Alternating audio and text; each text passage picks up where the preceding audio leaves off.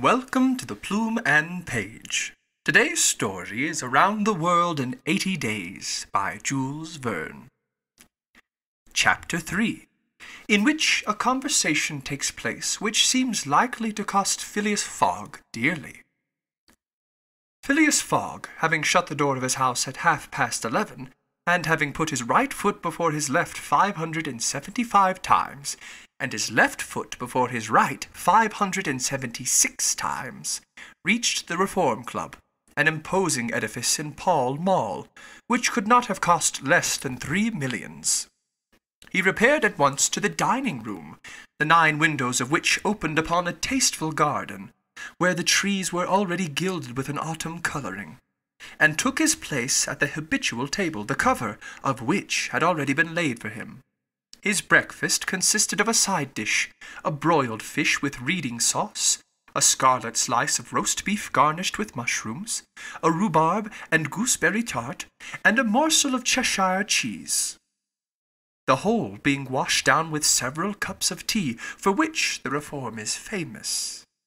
He rose at 1:13 and walked towards the large hall, a sumptuous apartment adorned with lavishly framed paintings. A porter handed him an uncut Times, which he proceeded to cut with a skill which betrayed familiarity with this delicate operation. The reading of this paper absorbed Phileas Fogg until 4:15, while the Standard, his next task, occupied him till the dinner hour. Dinner passed as breakfast had done, and Mr. Fogg reappeared in the reading-room and sat down to the Pall Mall at 6:20. Half an hour later, several members of the Reform Club came in and drew up to the fireplace, where a coal fire was steadily burning.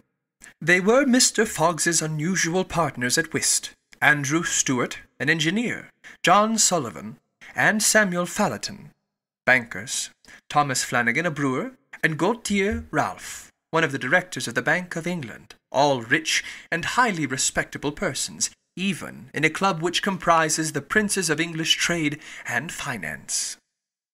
"Well, Ralph," said Thomas Flanagan, "what about that robbery?" "Oh," replied Stuart, "the bank will lose the money." "On the contrary," broke in Ralph, "I hope we may put our hands on the robber. Skilful detectives have been sent to all the principal ports of America and the Continent, and he'll be a clever fellow if he slips through their fingers." "But have you got the robber's description?" asked Stuart. "In the first place, he is no robber at all," returned Ralph positively. "What? A fellow who makes off with £55,000 no robber?" "No. Perhaps he's a manufacturer, then. The Daily Telegraph says that he is a gentleman." It was Phileas Fogg, whose head now emerged from behind his newspapers, who made this remark. He bowed to his friends and entered into the conversation. The affair which formed its subject, and which was town talk, had occurred 3 days before at the Bank of England. A package of banknotes to the value of £55,000 had been taken from the principal cashier's table, while he was engaged in registering the receipt of 3 shillings and 6pence. Of course, he could not have his eyes everywhere. Let it be observed that the Bank of England has a touching confidence in the honesty of the public. There are neither guards nor gratings to protect its treasures. Gold, silver, banknotes are freely exposed, at the mercy of the first comer.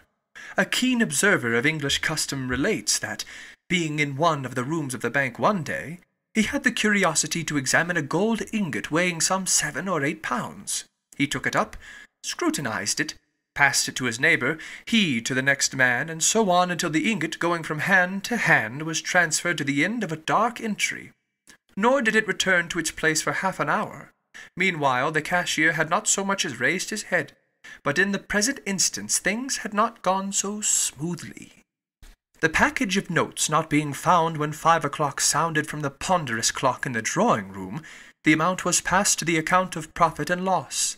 As soon as the robbery was discovered, picked detectives hastened off to Liverpool, Glasgow, Havre, Suez, Brindisi, New York, and other ports, inspired by the promised reward of £2,000 and 5% of the sum that might be recovered.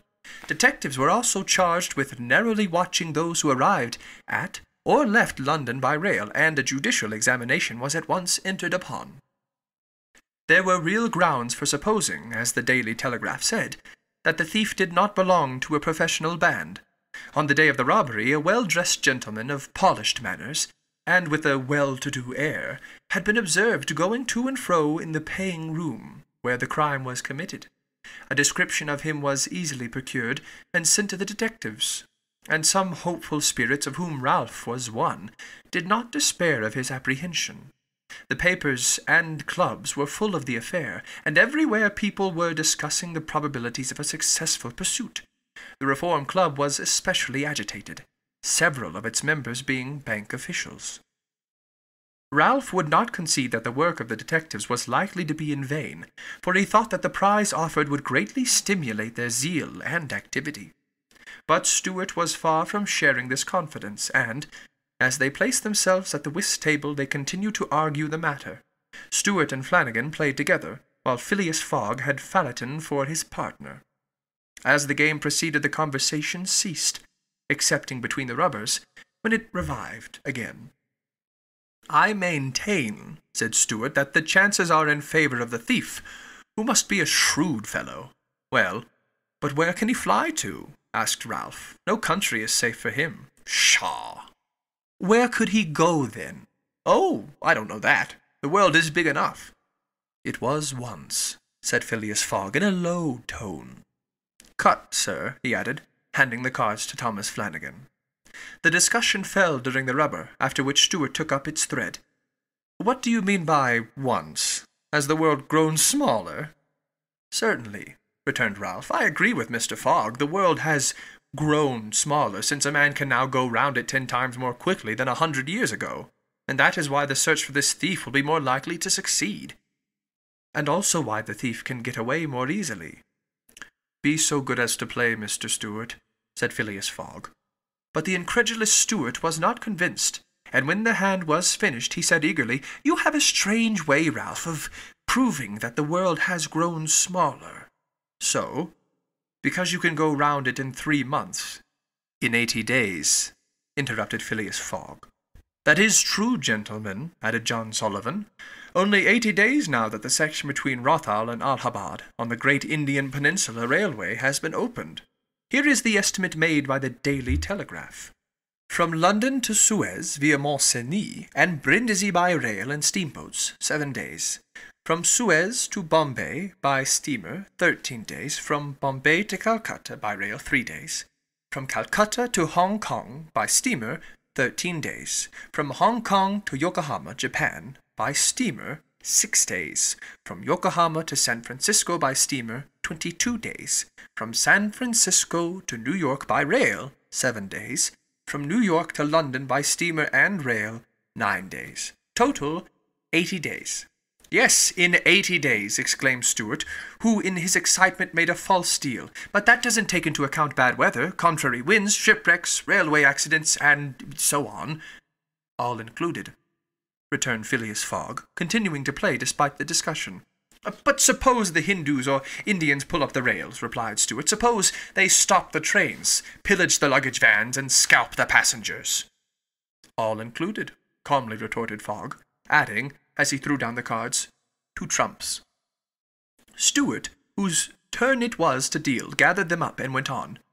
"You are right, theoretically, Mr. Fogg, but practically also, Mr. Stewart. I'd like to see you do it in 80 days. It depends on you.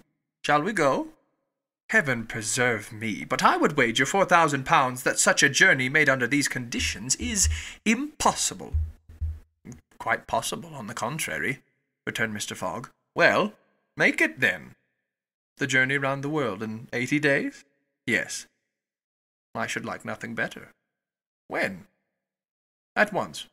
Only I warn you that I shall do it at your expense." "It's absurd," cried Stewart, who was beginning to be annoyed at the persistency of his friend. "Come, let's go on with the game."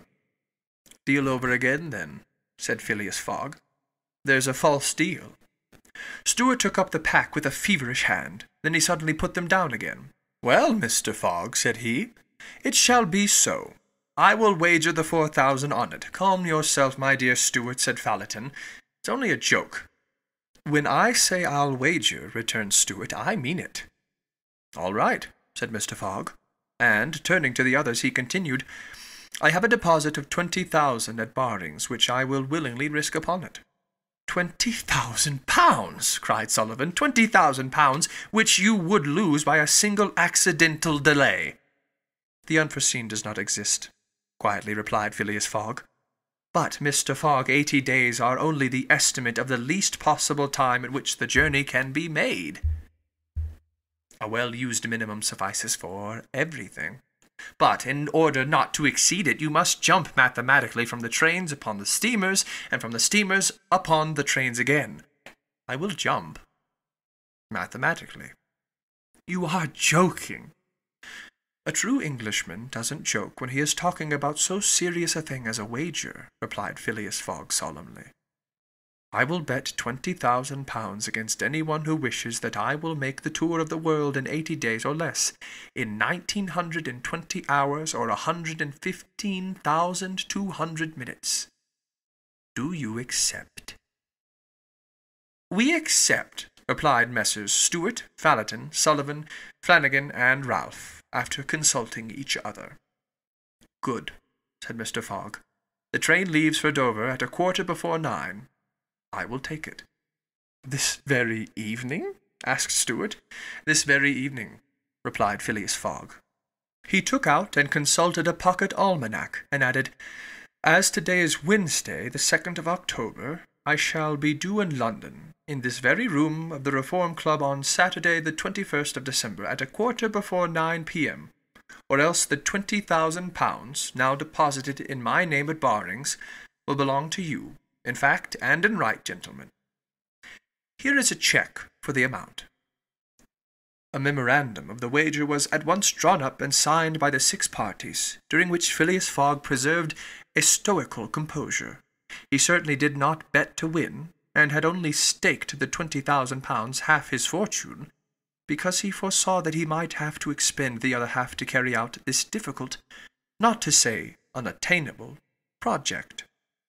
As for his antagonists, they seemed much agitated, not so much by the value of their stake, as because they had some scruples about betting under conditions so difficult to their friend. The clock struck 7, and the party offered to suspend the game so that Mr. Fogg might make his preparations for departure. "I am quite ready now," was his tranquil response. "Diamonds are trumps. Be so good as to play, gentlemen."